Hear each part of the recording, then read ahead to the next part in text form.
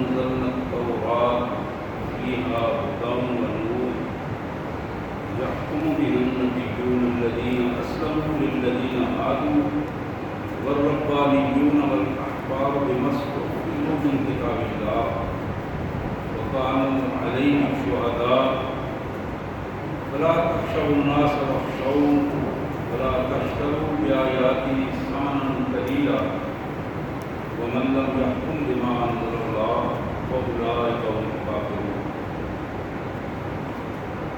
وكتبنا عليهم فيها أن النفس بالنفس والعين بالعين والأنف بالأنف والأذن بالأذن والسن بالسن والجروح قصاص ومن تصدق به فهو كفارة له ومن لم يحكم بما أنزل الله فأولئك هم الظالمون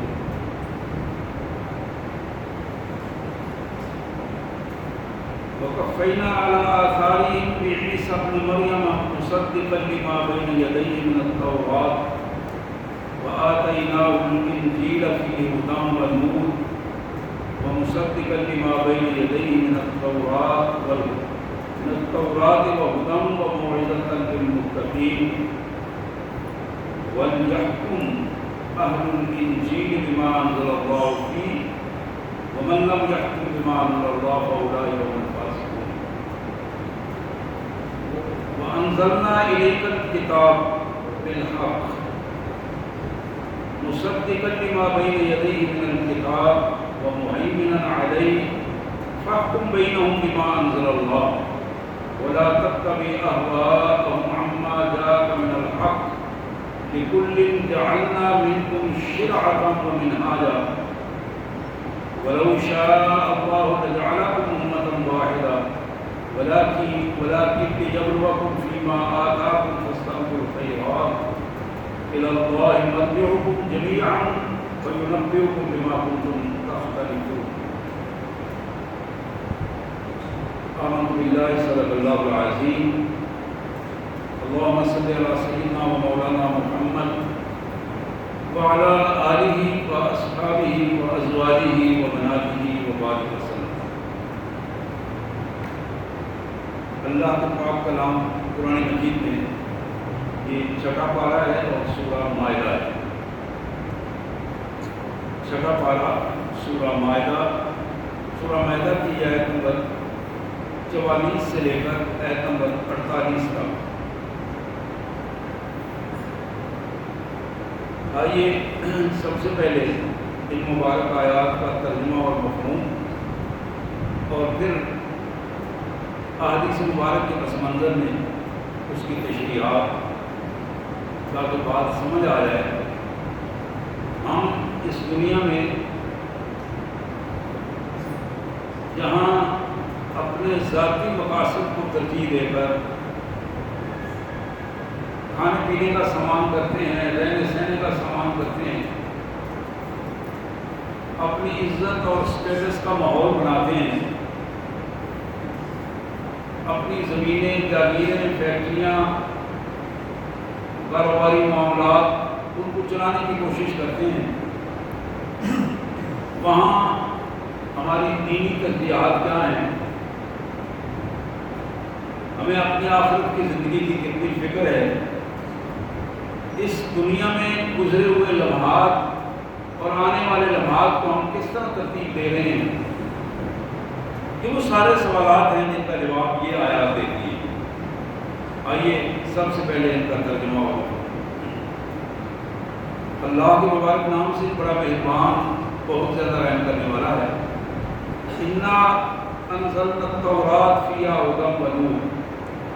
ہم نے بنی اسرائیلیوں پر تورات نازل کی. موسیٰ علیہ السلام کو تورات دے کر گئے.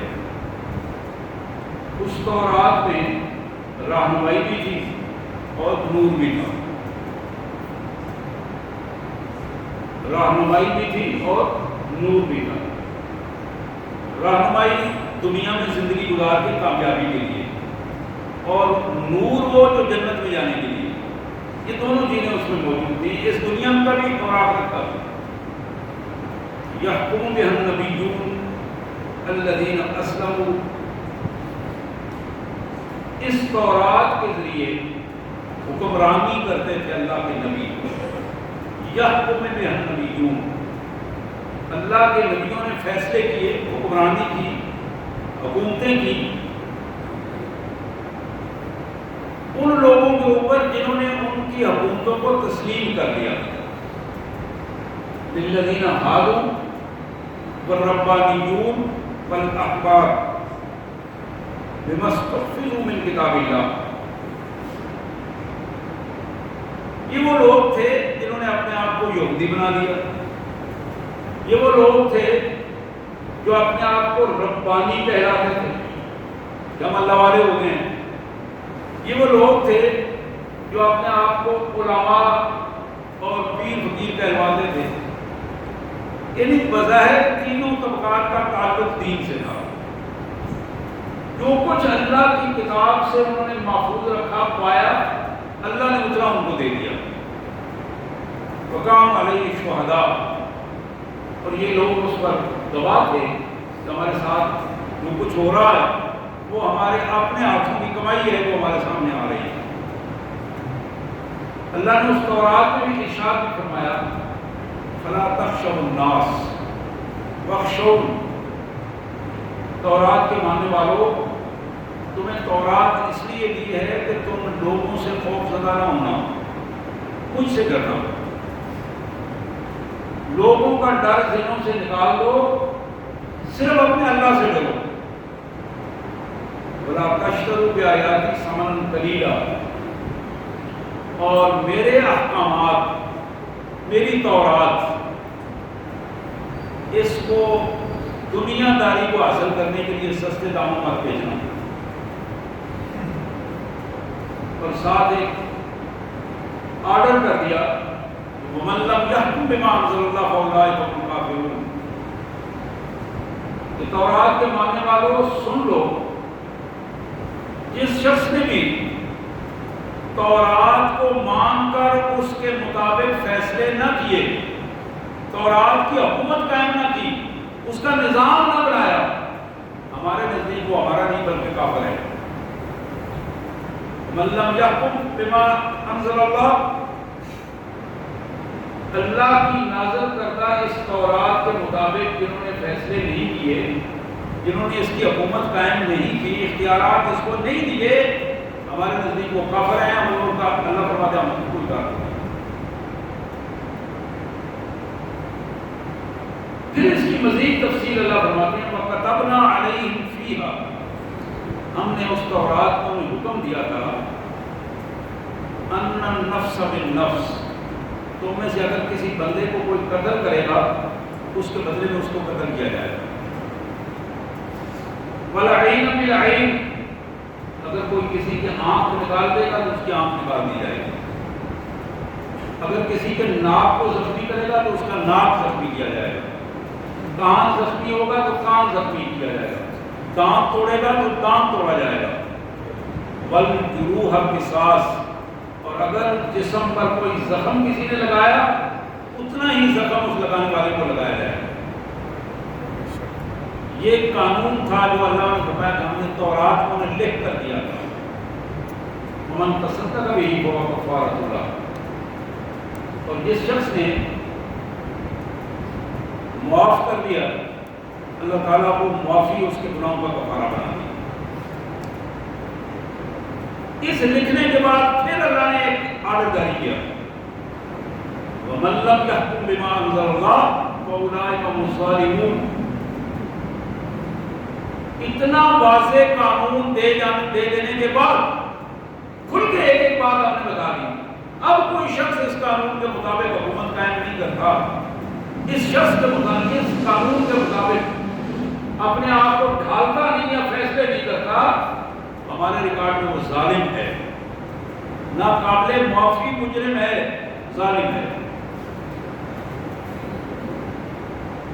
پھر اب دوسرا رویہ قرآن نے ہمیں بتایا وَقَفَّيْنَا عَلَىٰ آثَارِهِمْ بِعِیسَىٰ ابْنِ مَرْیَم، بالکل موسیٰ علیہ السلام اور تورات کے معن بعد ہم نے حضرت عیسیٰ علیہ السلام کو نازل کیا، ان کو مبعوث کیا، اسی دین علی آثاری، اسی دین کے مطابق انہی لوگوں کے اندر، مصدقا لما بین یدیہ من التوراۃ۔ عیسیٰ علیہ السلام نے انہیں بتایا کہ تورات میں جو جو حکم آیا میں اس کی تصدیق کرتا ہوں، وہ بالکل ٹھیک ہے، اسی کا نفاذ ہوگا۔ وہ ہدن، اور یہ رہنمائی بھی تھی، وہ موعظۃ للمتقین، جو اپنے آپ کو بچانا چاہے اس کو بچنے کے طریقے بھی ہم نے بتا دیے کہ تم اس طرح اپنے آپ کو محفوظ بھی رکھ سکتے ہو۔ اب اللہ فرماتے ہیں وَلْيَحْكُمْ أَهْلُ الْإِنْجِيلِ بِمَا أَنزَلَ اللَّهُ فِيهِ، چاہیے یہ تھا کہ جن پر انجیل نازل کی گئی تھی، تورات نازل کی گئی تھی، وہ اپنی پوری قوت لگا کر اس کا ماحول اور نظام اور غلبہ قائم کر دیتے، نظام بنا دیتے، اپنے معاشرے کو اس کے ماتحت لے آتے۔ وَمَن لَّمْ يَحْكُم بِمَا أَنزَلَ اللَّهُ فَأُولَٰئِكَ هُمُ الْفَاسِقُونَ۔ اور یہ تیسرا آرڈر بنی اسرائیل کے لیے جاری ہوا کہ جو شخص ہمارے قانون کے مطابق تورات اور انجیل والوں ان دونوں کے احکامات پر عمل نہیں کرے گا، اجتماعی زندگی اس کے مطابق نہیں ڈھلے گی، غلبہ دین کا قانون نہیں بن سکے گا، تو یاد رکھو کہ ایسے لوگ بدماش ہیں، فاسق، بڑا بدماش، اور بدماشوں سے ہم خود نپٹیں گے۔ حضرات، یہ دو نمونے رکھنے کے بعد اللہ نے گرامی مخالف کیا، ان سے منصب امامت چھین کر امت مسلمہ کو دیا گیا۔ اب اس منصب امامت کو سنبھالنے والوں کے کو بتایا گیا وَأَنزَلْنَا إِلَيْكَ الْكِتَابَ بِالْحَقِّ مُصَدِّقًا لِمَا بَيْنَ يَدَيْهِ مِنَ الْكِتَابِ وَمُهَيْمِنًا عَلَيْهِ۔ میرے رسول، اب آپ سن لو، ہم نے آپ پر جو کتاب نازل کی ہے یہ حق اور سچ کی کتاب ہے، یہ قانون کی کتاب ہے، عمل کی کتاب ہے، گائیڈ بک ہے، حق اور سچ کی کتاب ہے۔ مصدقا لما بین یدیہ، اس سے پہلے تورات، انجیل، زبور جتنی آئی ہیں یہ کتاب اس کی تصدیق کرتی ہے، یہ ان کا تتمہ ہے، ان کی تعلیمات کو مکمل کر رہی ہے۔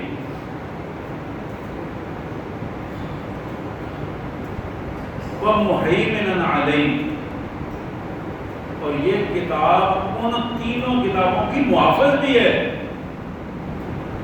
یعنی ان کی جتنی صحیح تعلیمات تھی وہ ساری کی ساری اس کتاب میں آ گئی ہیں۔ فَحْكُم بَيْنَهُم بِمَا أَنزَلَ اللَّهُ، میرے رسول اب تمہاری ذمہ داری ہے، تم اس کتاب کا قانون غلبہ دین کے لیے اس کتاب کے ذریعے اس قوم کے اوپر اللہ کی حکومت قائم کر دو، اللہ کا نظام یہاں نافذ کر دو۔ اسی کا نام ریاست مدینہ تھا، یہی ریاست مدینہ بنی تھی جو قرآن کے قانون کے مطابق ڈھلی ہوئی تھی، اور اس میں ساتھ یہ بتایا وَلَا تَتَّبِعْ أَهْوَاءَهُمْ عَمَّا جَاءَكَ مِنَ الْحَقِّ۔ رسول کتاب کو حق کی صورت میں ہم نے آپ کو دے دیا ہے، اب جو تمہارے ارد گرد لوگ کھڑے ہیں نا، ان کی باتوں کی پرواہ نہیں کرنا۔ وَلَا تَتَّبِعْ أَهْوَاءَهُمْ، ذرا غور کیجیے، یہ جو الیکٹیبل ہے نا، ان کی پرواہ کرنے کی ضرورت نہیں ہے، یہ تو سارے بدماش اکٹھے ہوئے ہیں، یہ تو سارے مفاد پرست ہیں۔ وَلَا تَتَّبِعْ أَهْوَاءَهُمْ، میرے رسول ان کو دیکھنے کی ضرورت نہیں ہے، ان کی خواہشات کو چھوڑ دیں، ان کی تجاویز کو چھوڑ دیں، ان کے آراء کو چھوڑ دیں۔ حق کتاب نے جو حق کا فیصلہ کر دیا ہے، اس کتاب کے مطابق اس نظام قائم کر دیں۔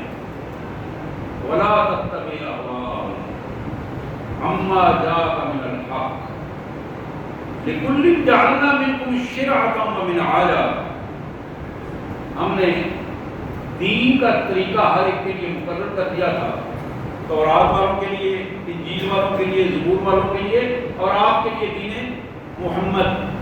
اس دین کو شریعت محمد کے طور پر ہم نے آپ کو دے دیا، لیکن یہ بھی سن لو وَلَوْ شَاءَ اللَّهُ لَجَعَلَكُمْ أُمَّةً وَاحِدَةً، اگر اللہ چاہتا تو تمہیں سارے سب کے سب کو ایک ہی امت بنا دیتا۔ یہ یہودی، یہ عیسائی، یہ مسلمان، یہ دین اور بے دینی، یہ ساری چیزیں ختم ہو جاتی ہیں۔ اللہ کو تو اس کی پرواہ نہیں ہے، وہ تو ایک حکم کے ساتھ یہ سب کچھ کرتے ہیں۔ لیکن وَلَٰكِن لِيَبْلُوَكُمْ فِي مَا آتَاكُمْ، اللہ کی مشیت یہ ہے، مالک یہ چاہتا ہے، اس نے جو جو نعمتیں تمہیں عطا کی ہیں، دین کی نعمت سمیت ایک ایک نعمت کو تمہیں آزما رہا ہے، آزما کے وہ تمہیں واضح کر دینا چاہتا ہے تمہارا کردار کیا ہے، تمہیں قوت ادراک کو شعور دیا ہے، اس پر کتنا تم عمل کرتے ہو۔ اب تمہارے لیے حکم کیا ہے؟ فَاسْتَبِقُوا الْخَيْرَاتِ، اللہ کے احکامات کی پابندی کرتے ہوئے آگے بڑھنے کی کوشش کرو۔ إِلَى اللَّهِ مَرْجِعُكُمْ جَمِيعًا، تم سارے کے سارے اپنے اللہ کے حضور لوٹ کر جاؤ گے، ادھر سے ہی آئے تھے، ادھر جانا ہے، اسی کے حکم سے پیدا ہوئے تھے، وہی جانا ہے تم نے۔ وَيُنَبِّئُكُم بِمَا كُنتُمْ فِيهِ تَخْتَلِفُونَ، جس معاملے میں تم نے اپنی خواہشات نفس کو بنیاد بنا کر اختلاف کیا تھا، اللہ تمہیں بتائے گا کہ تم کیا حرکتیں کرتے رہے۔ سبحان اللہ وبحمدہ، سبحان اللہ العظیم وبحمدہ، نستغفر اللہ، یا کریم یا ارحم الراحمین، صلی اللہ علی النبی وعلی آلہ واصحابہ وبارک وسلم۔ میرے انتہائی واجب الاحترام بھائیوں، یہ چھٹا پارہ سورہ مائدہ، سورہ مائدہ کی آیت نمبر 44 سے 48 تک، یہ 4-5 آیات ہیں میں نے آپ کے سامنے تلاوت کی اور مفہوم رکھا ہے میں نے آپ کے سامنے اپنے انداز میں، تاکہ بات سمجھ میں آ جائے۔ تھوڑے سے وقت میں، میرے پاس ظاہر ٹائم تھوڑا ہوتا ہے، میں کچھ زیادہ اپنی بات نہیں کروں گا، یہ 2-3 احادیث ہیں میں وہ آپ کو سناؤں گا، آپ خود تجزیہ کر لیں۔ اس وقت ہم ایک فرد کی حیثیت سے، قوم کی حیثیت سے کہاں کھڑے ہیں؟ اللہ کیا چاہتا ہے؟ جس نے ہمیں زندگی دی ہے، جس نے ہمیں عزت دی ہے، جو ہمیں روزی دے رہا ہے، جو ہمیں مارے گا، جس کو دور ہم کھڑے ہو کر جواب دیں گے، وہ کیا چاہتا ہے؟ اس نے ہمارے لیے کیا تجویز کیا ہے کہ تم یہ کرو گے تو میں خوش ہوں گا، یہ کرو گے تو ناراض ہوں گا؟ اللہ کیا چاہتا ہے؟ اللہ کے رسول صلی اللہ علیہ وسلم نے اللہ کی مرضی پوری کرنے کے لیے کیا ارشادات فرمائے؟ یہ میں سب سے پہلی حدیث جو آپ کے سامنے رکھ رہا ہوں، موجود طبرانی کی حدیث، محمد کریم صلی اللہ علیہ وسلم کا فرمان، جناب معاذ بن جبل رضی اللہ تعالیٰ عنہ کی یہ روایت، حضور نے فرمایا خذوا عطا ما دام عطان، معاذ جب تک آپس میں تحفے تحائف تک رہیں، اتنے تک آپس میں تحفے تحائف لیتے دیتے رہو، اور یہ اچھی بات ہے۔ فَإِذَا صَارَ رُشْوَةً عَلَى الدِّينِ فَرَاقَهُ، لیکن جب یہ تحفے تحائف دین اللہ کے حکم کی خلاف ورزی پر رشوت کی صورت اختیار کر جائیں، فَرَاقَهُ، پھر ان کو نہیں دینا۔ جملے میں غور کیجیے کہ بہم جب تک تحفے تحائف بہم آپس میں ایک دوسرے کے اکرام محبت وہ اس حد تک رہیں، تم ایک بھائی کو تحفہ دیتے ہو، ایک فیملی کو اپنے کو تحفہ دیتے ہو، بہن بھائی کو وہ تمہیں دیتا ہے، اس میں کوئی حد نہیں، یہ محبت کا ایک طریقہ کار ہے۔ لیکن جب یہ تحفے تحائف، یہ نقدیاں، یہ مختلف حوالے رشوت بن جائیں اور دین کے کو تبدیل کرتے ہیں، دین کی خلاف ورزی ہو، اللہ کے حکم کی خلاف ورزی ہو، فلا تأخذوا، پھر تم پر یہ لینا حلال نہیں، حرام ہو گیا۔ اور پھر فرمایا بلستم بتارکین یمسکم الفقر والحاجہ، مجھے یہ اندازہ ہے کہ تم اسے چھوڑو گے نہیں، ذرا غور کیجیے ان الفاظ پہ، یعنی بالکل لفظ بلفظ محمد رسول اللہ صلی اللہ علیہ وسلم نے اللہ نے جو کچھ انہیں بتایا لفظ بلفظ انہوں نے وہ آئینہ میں دکھایا. وَلَسْتُمْ بِتَارِكِينَ، مجھے اندازہ ہے کہ تم چھوڑو گے نہیں، لیکن جب چھوڑو گے نہیں تو پھر تمہیں محتاج کرنے میں، تمہیں غریب کرنے میں، تمہیں مسکین بنانے میں یہی تمہاری رشوت، تمہاری ذلت اور رسوائی کا سبب بن جائے گا. اس سے تم مالدار نہیں ہوگے، مال نظر آئے گا لیکن تمہارا فقر و فاقہ ختم نہیں ہوگا، تمہاری ضرورتیں بڑھ جائیں گی وہ ختم نہیں ہوگی، بے برکتی ختم نہیں ہوگی، یہ ذلت اور رسوائی کا ایک سلسلہ ہے جو جاری ہو جائے گا. پھر فرمایا الا ان رحال اسلام دائرہ ودوروا مع الکتاب حیث دار. لوگوں سن لو، یہ کن لوگوں سے بات ہو رہی ہے؟ میرے اور آپ سے بات، مخاطب ہے رسول اللہ صلی اللہ علیہ وسلم. ہمیں مسلمانوں کو، کلمہ پڑھنے والوں کو جو رسول اللہ صلی اللہ علیہ وسلم کی امت ہیں، اپنے محبت کا اظہار کرتے ہیں کہ ہم محمد رسول اللہ صلی اللہ علیہ وسلم کی امت ہیں، ہم نبی رحمت صلی اللہ علیہ وسلم کے ارشاد پر جان قربان کر دینے والے ہیں، ہم ہیں. یہ ہم سے مخاطب ہیں، ہمارے پیارے آقا صلی اللہ علیہ وسلم، ہمارے قائد جناب خاتم الرسول صلی اللہ علیہ وسلم مجھے اور آپ کو خطاب فرما رہے ہیں. اللہ میرے امتیوں سن لو، توجہ سے سنو. ان رحال اسلام دائرہ، بلا شبہ اسلام کی چکی گھوم رہی ہے، اسلام کی چکی گھوم رہی ہے، چل رہی ہے. یعنی اسلام آپ نے ایک ایک لمحے کو آگے بڑھتا چلا جا رہا ہے، وقت گزرتا جا رہا ہے اور ایک سلسلہ شروع ہے. فدوروا مع الکتاب حیث دار، تم جہاں بھی جس حیثیت میں بھی ہو، اللہ کی کتاب کو اس چکی کے دور میں ہمیشہ مضبوطی سے تھام رکھو. اسلام کی جو چکی چل رہی ہے اس چکی کا جو دائرہ ہے وہ مکمل تب ہوگا جب تمہارا تعلق اللہ کی کتاب سے مضبوط رہے گا، ورنہ تم اس میں پس کے رہ جاؤ. پھر فرمایا الا ان الکتاب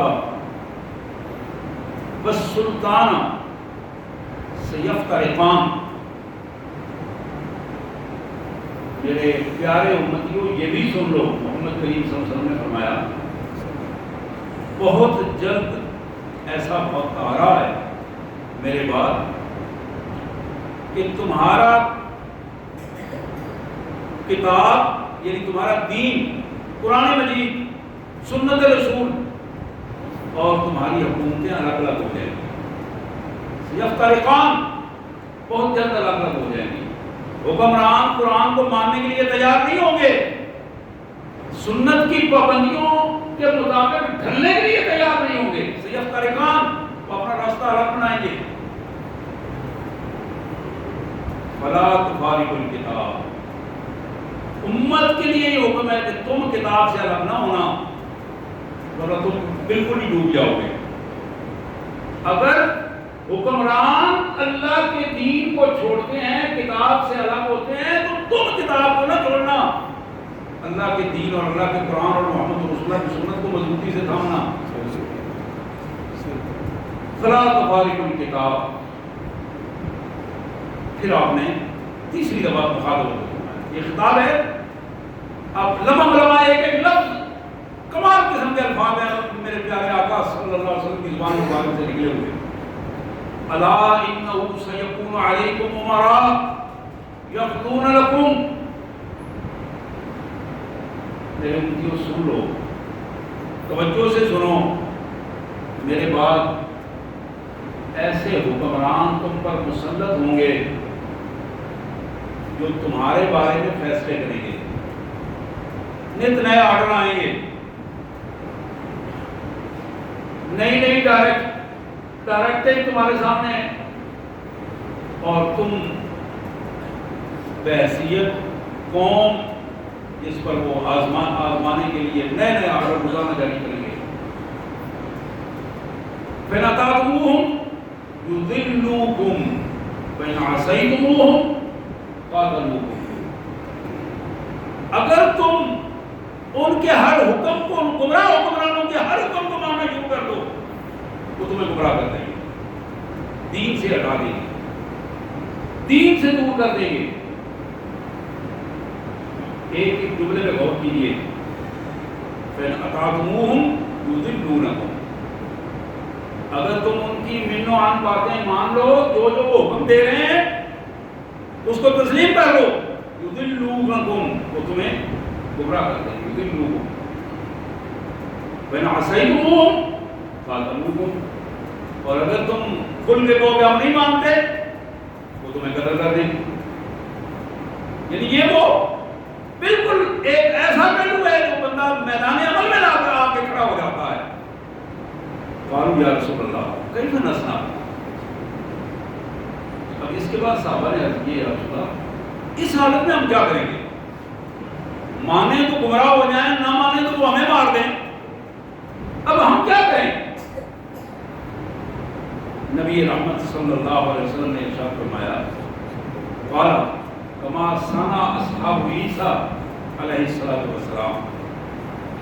ان حالات میں تمہیں وہی رویہ اختیار کرنا ہے جو عیسیٰ علیہ السلام کے ساتھ انہوں نے رویہ اختیار کیا تھا.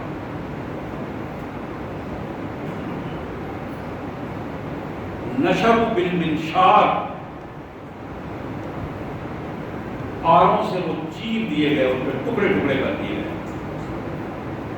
ذرا تصور کیجیے، دین کے لیے، دین کی استقامت کے لیے، ظلم سے بچنے کے لیے دونوں پاؤں پہ کھڑا ہے، اشہد ان لا الہ الا اللہ وحدہ لا شریک لہ کہہ رہا ہے.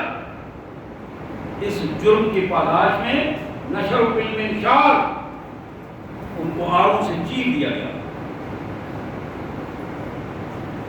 وحملوا علی الخشب، سولیوں پہ لٹکا دیا گیا. تمہارا رویہ بھی عیسیٰ علیہ السلام کے ساتھیوں کی طرح نہیں ہونا چاہیے.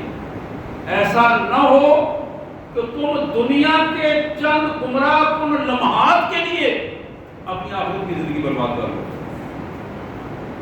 موت فی طاعت اللہ خیر من حیات فی معصیت اللہ.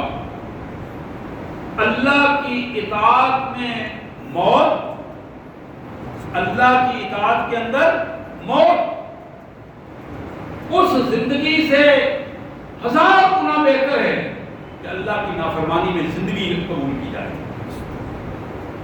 اللہ کی نافرمانی میں زندہ رہنا اس سے کہیں بہتر ہے کہ اللہ کی اطاعت میں موت قبول کر لی جائے.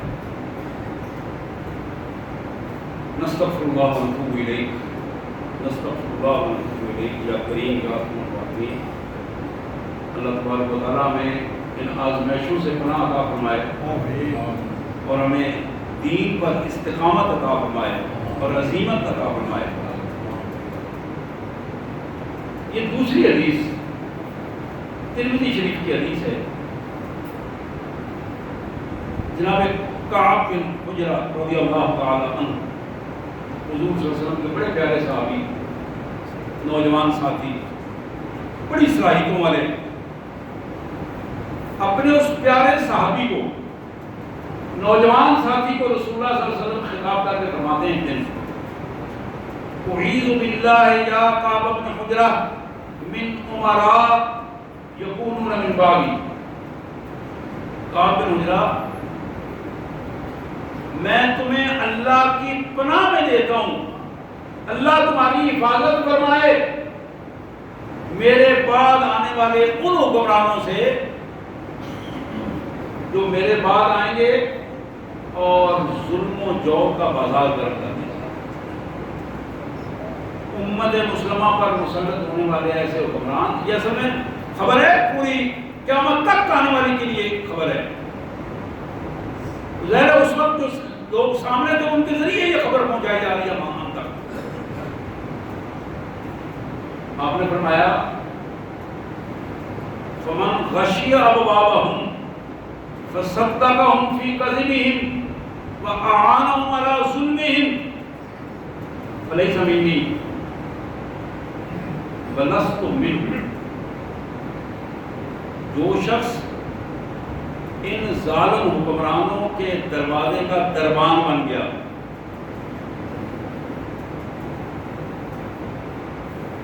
ٹکٹیں لینے کے لیے پیسے لے کر، تحفے تحائف لے کر، اس کیفیت میں گھنٹوں دروازوں کے سامنے کھڑے رہنا، بظاہر ٹوپے ٹوپے علماء کے پہن کر مشیر اور وزیر کے القاب حاصل کرنا اور مراد لینا،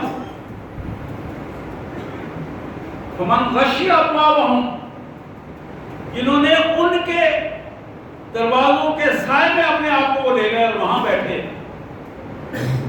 ان کی محفلیں سجائیں اور ان کے جھوٹوں کی تصدیق کی، فصدقہم کذبہم، ان کے جھوٹوں کی تصدیق کی۔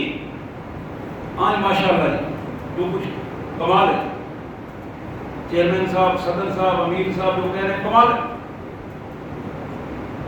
وزیر صاحب، وزیر اعظم صاحب جو کہہ رہے ہیں کمال کہہ رہے ہیں، خبر اصل بات تو یہی ہے کہ فصدقہم علی کذبہم، ان کے جھوٹوں کی تصدیق کی، وأعانہم علی ظلمہم، ان کے ظالمانہ فیصلوں میں ان کی مدد کی، ان کے ساتھ کھڑے ہوئے، لوگوں کو بتایا فیصلہ کروانا تو ادھر آؤ، ادھر کدھر جاتے ہو، ادھر آؤ، یہ اصل میں فیصلہ کرنے والے چور صاحب فیصلہ کرنے والے بات ہو، تم کدھر جا رہے ہو۔ وأعانہم علی ظلمہم، ان کے ظالمانہ فیصلوں کو ان پر تصدیق بھی کی اور ان کی مدد بھی کی اور لوگوں کے ذہن سازی کی، لوگوں کو بتایا نہیں نہیں جو کچھ انہوں نے فیصلہ کیا اصل یہ فیصلہ ہے۔ میرے آقا صلی اللہ علیہ وسلم کا فرمان ہے اور سچ فرمان ہے، دو ٹوک ہے، یہ میرے اللہ کا فرمان ہے، دوسرے الفاظ ہے فلیس منی ولست منہ، نہ میرا ان سے کوئی تعلق ہے نہ ان کا مجھ سے کوئی تعلق ہے۔ یہ ایسا جملہ ہے باشعور آدمی کے لیے تباہ کر دینے والا جملہ، جو آدمی یہ شعور رکھتا ہے تو اس کی آخرت کی زندگی اور دنیا کی زندگی کی کیفیت کیا ہے، کلمہ پڑھ کر اگر اسے شعور ہے تو وہ بالکل ہل جاتا ہے کہ اگر میرے آقا یہ کہتے ہیں کہ تمہارا مجھ سے کوئی تعلق نہیں اور میرا تم سے کوئی تعلق، یہ تو تباہی والی بات ہے۔ حضور نے فرمایا فلیس منی ولست منہ ولا یرد علی الحوض، اور میرا یہ امتی چاہے وہ اپنے آپ کو پیر کہتا ہو، چودھری کہتا ہو، مولوی کہتا ہو، شیخ کہتا ہو، اپنے آپ کو میاں صاحب کہتا ہو، خان صاحب کہتا ہو، کوئی بھی ہو، ولا یرد علی الحوض، میرے اس دعویٰ کرنے والے امتی کو کل حوض کوثر پر کوئی میرے قریب نہیں آنے دے گا، فرشتے اس کو مار مار کر پیچھے بھگا دیں گے۔ ولا یرد علی الحوض، ولا یرد علی الحوض، اور جس کو حوض میں نہیں جانے دیا گیا وہ جنت میں بھی نہیں جا سکتا۔ محمد رسول اللہ کا جو امتی حوض کوثر پر نہیں جا سکا، اسے وہاں نہیں جانے دیا گیا، یہ بات طے ہے، وہ جنت میں بھی نہیں جا سکتا۔ اور یہ بات بھی طے ہے، حضور نے فرمایا کہ جس نے حوض کوثر پر آ کر میرے ہاتھ سے ایک جام پیا، حضور فرماتے ہیں کہ وَلَمْ يَسْمَعْ أَبَدًا حَتَّى يَدْخُلَ الْجَنَّةَ، اس کو جنت میں داخلے تک پیاس نہیں لگے گی، کہ وہ جنت میں داخل ہو جائے گا، اللہ اس کے لیے جنت آسان کر دے گا۔ اب اس کا ایک دوسرا پہلو جو حضور نے فرمایا اس پہ بھی غور کریں، وَمَنْ غَشِيَ أَبْوَابَهُمْ أَوْ لَمْ يَغْشِ، کسی میری امتی کو ان ظالم حکمرانوں اور وڈیروں کے دروازوں پر جانا پڑا، وہ گیا یا نہ گیا، یغشی أبوابهم أو لم يغشِ، لیکن فَلَمْ يُصَدِّقْهُمْ فِي كَذِبِهِمْ، ان کے جھوٹ کے ہاں میں اس نے ہاں نہیں ملائی، ان کی جھوٹی باتوں میں اس نے تصدیق نہیں کی، ہاں میں ہاں نہیں ملائی، پھر فرمایا فلم یصدق ولم یعنہم علی ظلمہم، ان کے ظالمانہ فیصلوں میں ان کی مدد نہیں کی، اسے تسلیم نہیں کیا. فہو منی وانا منہ، ایسا بندہ میرا امتی ہے اور میں اس کا نبی ہوں، وہ میرے ساتھ ہوگا. بس یرد علی الحوض، یہی بندہ ہے میرے حوض پر آنے کی اسے اجازت بھی ہوگی، اسے پانی بھی پلایا جائے گا اور یہ جنت تک اس کیفیت میں رہے گا. اللہ اکبر اللہ اکبر. ہم اپنے اللہ سے توقع کرتے ہیں کہ ہمیں اللہ توفیق عطا فرمائے کہ ہم اپنے پیارے حبیب صلی اللہ علیہ وسلم کے دست مبارک سے آپ کے حوض پر پانی پینے والے بنے اور اس دنیا میں کتاب و سنت کے علم کو ہم بلند رکھیں، اللہ کی کتاب کے ساتھ وابستہ رہیں، دنیا دار لوگوں اور دنیا میں بڑےوں اور دنیا میں جھوٹی عزتیں حاصل کرنے والوں کا ساتھ نہ دیں، ظلم کا ساتھ نہ دیں، بلکہ مظلوم کے ساتھ کھڑے ہوں. یہ آخری حدیث ہے جو میں سنا رہا ہوں، 2-3 منٹ ہیں، اس حدیث کو سنا کر اپنی بات میں ختم کروں گا.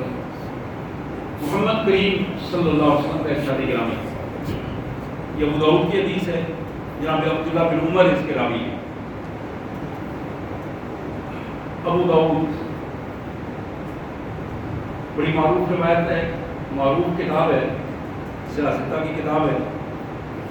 جناب عبداللہ بن عمر کہتے ہیں میرے آقا صلی اللہ علیہ وسلم نے ایک موقع پر فرمایا اذا تبایعتم بالعینہ، لوگوں جب تمہارے کاروباروں میں، لین دین میں، پیسہ اکٹھا کرنے میں سودی کاروبار بڑھ جائے، ہر معاملے میں سودی لمٹیں اور سودی معاملات اور سودی لین دین، قرضے اور یہ سارے سلسلے بڑھ جائیں، سود جوا اور اس کی اقسام بڑھ جائیں،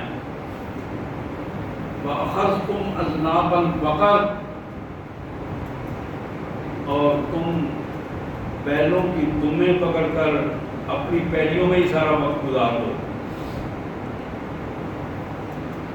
تم صبح جاؤ اور رات گئے تک اپنی فیکٹریوں میں وقت گزارو، اپنی زمینوں پر وقت گزارو.